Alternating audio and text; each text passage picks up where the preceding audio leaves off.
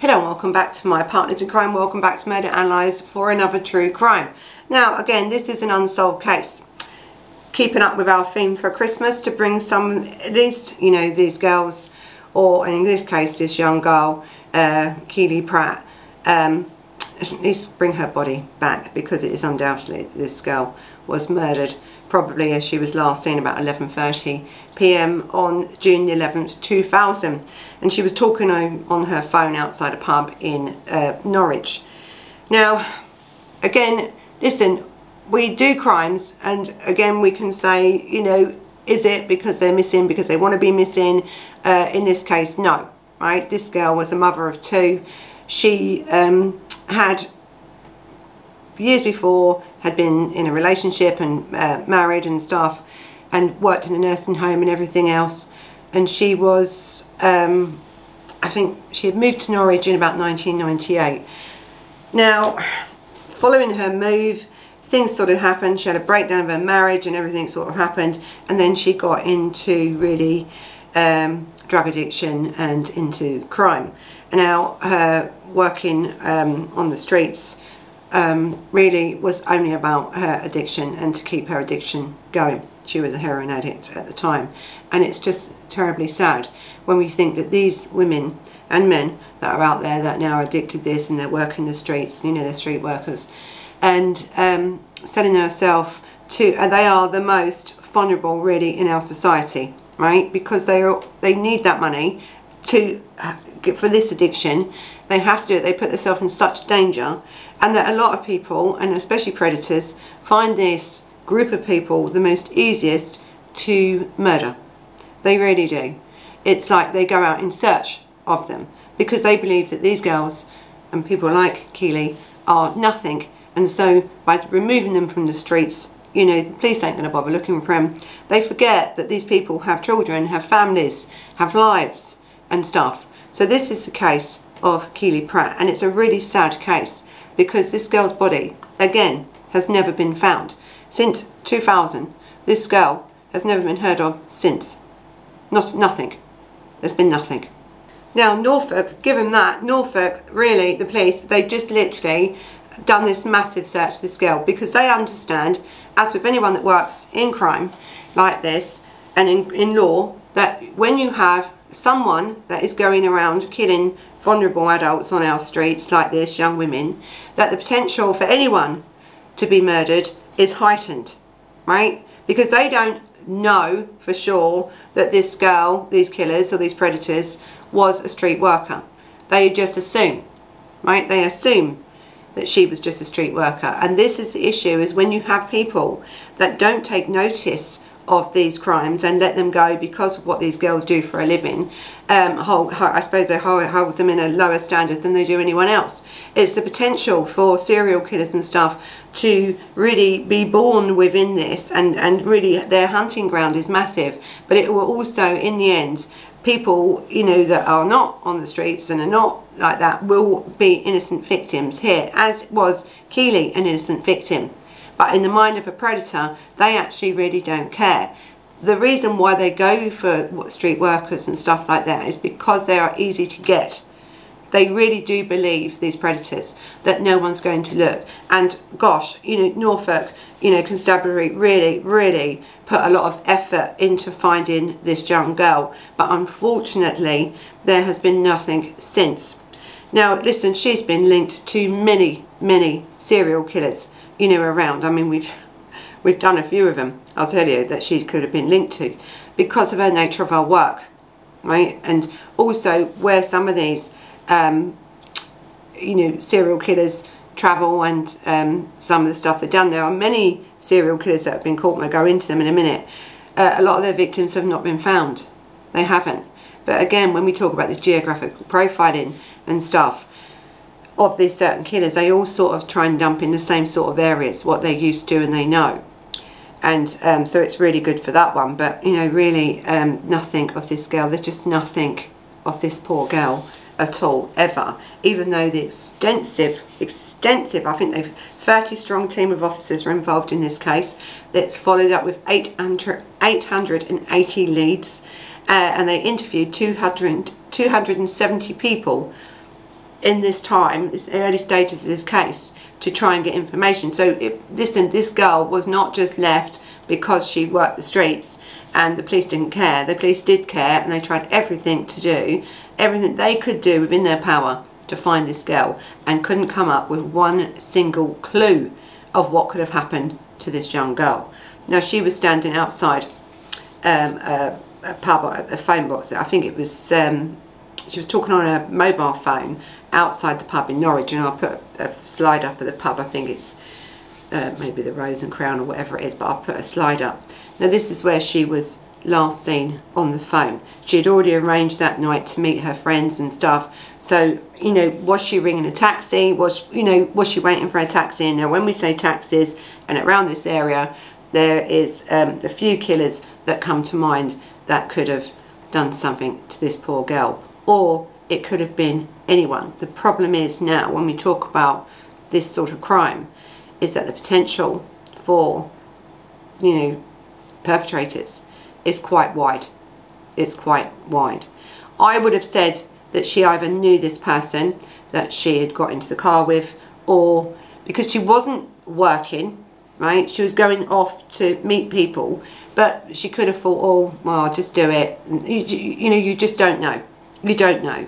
We don't know. Or it could have been that she was waiting for someone, or on the phone waiting for a lift, and someone else picked her up, offered her a lift, and she got in. This case is so wide, but really it's about highlighting anyone that may have information now on Kellie and on what really happened to her. In this pub, did anyone hear us talking to anyone on the phone? Was there anyone in that pub that was suspicious? Anyone has said something since this case? You know, there's information that I'm going to put up throughout this case on that. But when we look at this case, you know, really we are looking for now her body, right? We are, and the police have continued to look for this body for many, many years. I mean, 22 years, nearly 23 years later now, this poor girl and this family of this poor girl and her children have heard nothing, absolutely nothing to do with getting any closer to solving this case.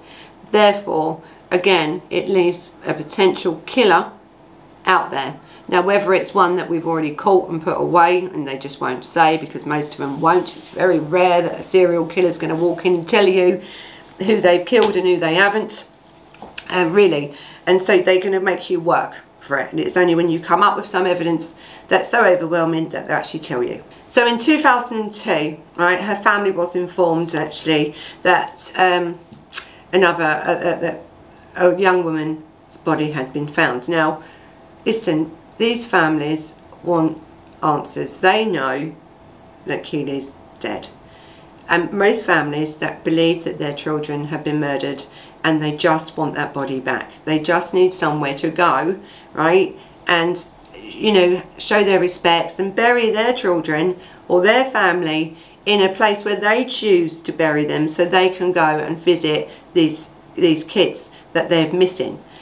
So, of course, yes, they thought, oh gosh, right, okay, they found her.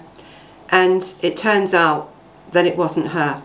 It was another young lady, and this was Hayley Curtis, and she was a 23-year-old prostitute or street worker who went missing from the same red light district area, actually, as Kellie in October 2001, so a year later. So now we're talking about now a serial killer, but this body was found. So again, they wasn't ruling out, the police have never ruled out links between these two, they just haven't. And also links not just between these two, but other victims.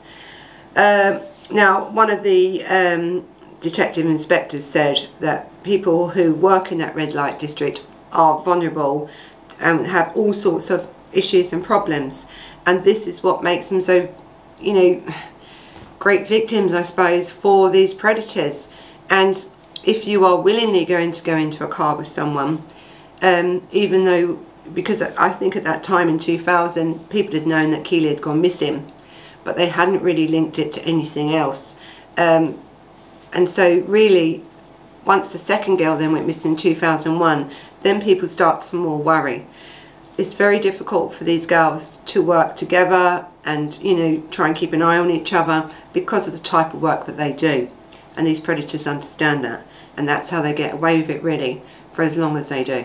Now in 2005 someone was arrested actually and charged, and he was a traveller, and his name was Philip Stanley, and he was 56 at the time, and he was jailed for Haley's murder.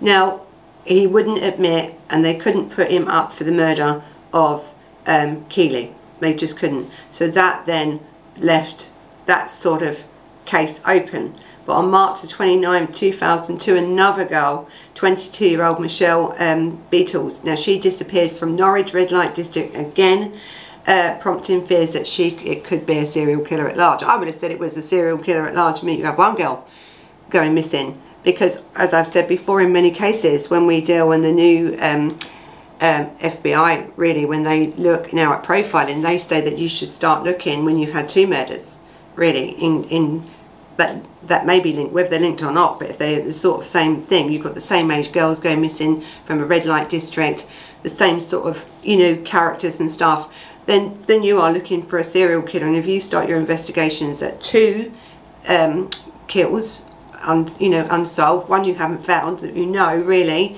that the girl was standing at a bus stop going to meet people, she weren't going to go anywhere else. The work she done made her vulnerable, it made her a potential victim to a perpetrator, and then you have another girl a year later gone missing and found, and then you now have a serial killer. And if you start early on searching for evidence with this, it really helps, because you can get then a profile going of the killer. And so it really helps to really think, doesn't matter about whether it's 3 or 4, you know, in some, I know some countries and some police forces start at 4 before they start to think there's a serial killer. It should be 2 before you start when you look for a serial killer, because if you get him early, you have much more chance of catching that killer before he continues on and kills many, many more people. So again, Michelle's body was found about 2 days later, right? Her killer to this day has never been found. That was it. Another one now, gone, nothing. Now the following years there was further speculation that serial murderer Anthony Hardy, now we've done Anthony before, he now died in 2019 in prison of COVID, and he did kill many girls, right? He did. And if he had chopped up your body and dumped them in the black bags and the bin men have took them, no, these bodies would not be found.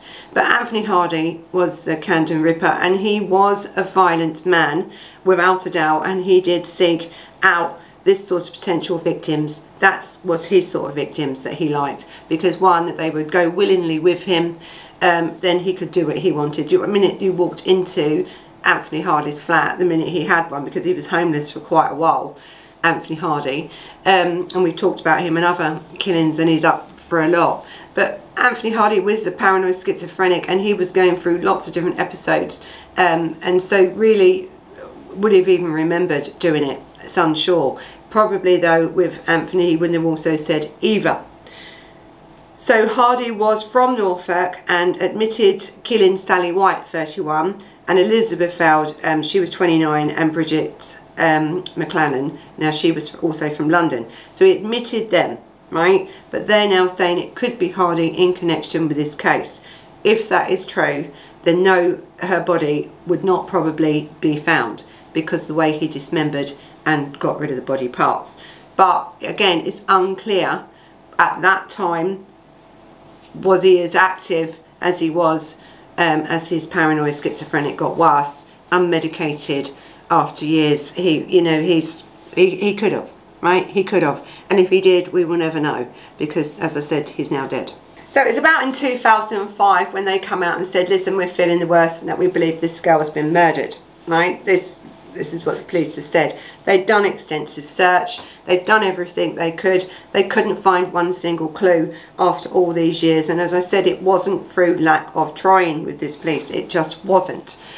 So in 2006, it sort of took another sinister twist, this case, really. It emerged that the Ripper-style murder was being targeting prostitutes in the Ipswich area, which was just 40 miles away, really, from where this girl was last seen.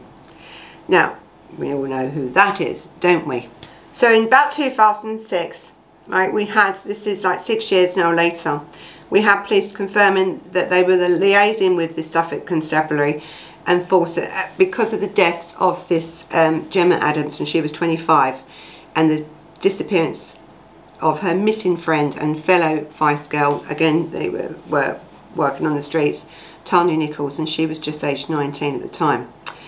Now in 2006, the Norfolk Constabulary confirmed that the new senior police officer had been reassigned to re-examine Kellie's case. Now listen, I actually believe they done as much as they could, because when you are talking about a serial killer, it's like looking for a needle in a haystack when you're trying to find a body that you have no understanding or no witnesses, no nothing of where this person could be.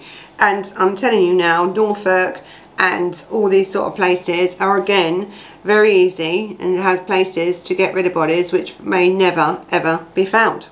So this Steve Wright, right, the taxi driver, 40 miles, Ipswich, Norfolk, 40 miles apart.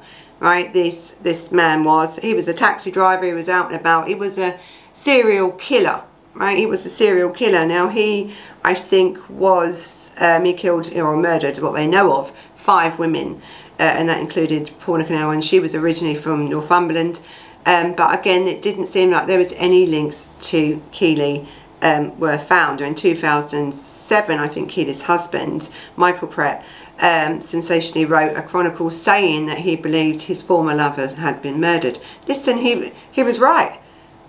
She'd been murdered. He wants answers. This family people want answers, you know, to where this girl is, and it's so difficult, because this is why we do these appeals, especially at Christmas time, because if anybody at that time, and a lot of these girls that work on the streets and were addicted to sort of drugs and stuff, may have seen or heard something that they didn't come forward at that time and say. It's all right to come forward now and say. It's really important that you say what you saw, or as I say, on the grapevine, have you heard anything from, you know, anyone that may be linked to this crime. It's really important that you look at the phone numbers that's put on here, and that you report anything that you may know. And I always say, it may not have had anything to do with Auntie Hardy, it may not have anything to do with Steve Wright or any other serial killer. It could have been an isolated incident, really, an opportunist kill, because this is what we have. We had a girl coming out of a pub, standing outside of a pub, really. It may not have had anything to do with her being working on the streets. It may not have had anything to do with anything. She was on heroin. It could have been something related to drugs. There could have been lots of things. So if you have any information that you haven't come forward and said yet, it would be really appreciated if you did that. And just, as I said before, your evidence that you think you have, or knowledge you know, you may think is irrelevant in this case. But it is that one little bit of evidence that sometimes changes, you know, the whole case. And so this is why we're doing this appeal today for this young girl, because really it's time now to bring this young girl home to her family, so they can bury her in a place where they choose to bury her, not a choice where someone else, you know, her killer has buried her. This is now about the family. And I've always said, these people know that their children are not going to come home alive. They know that. They know that.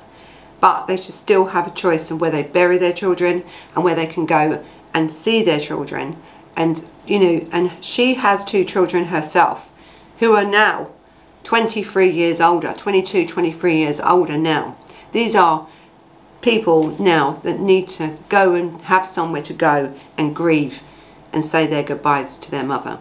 So if nothing else, we just need to bring this girl back. So what's happened over, I suppose, the years in 2008 and stuff, there was Norfolk Constabulary joined them with neighbouring Suffolk Constabulary, and lots of different forces now are joining because their resources are much better. And when you are having potential serial killers going about killing anybody, right, you really need to have these joint task forces working together, and major crimes unit and cold case units set up. Cold case teams are really, really good because they focus on the cold cases. Now, cold cases are cases that, like this, where the potential for other killings are really wide, right? And so your potential then is to find Kellie's killer would potentially find someone else's killer.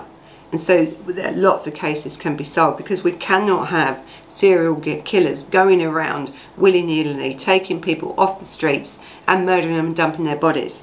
And so the police have learned over the years that the only way to deal with this sort of crime and sex crimes as they are now is to join forces, set up task force which are specifically designed to look for these sort of predators. And also cold cases are so important to look at, because now with our new DNA techniques and everything else we've got, we can now solve them crimes, which will also help in turn to solve other crimes and protect you as the public. So please, if you have any information, there's phone numbers on here. Please report anything, no matter how insignificant you think, report it. So thank you for watching. Until the next time. Bye bye.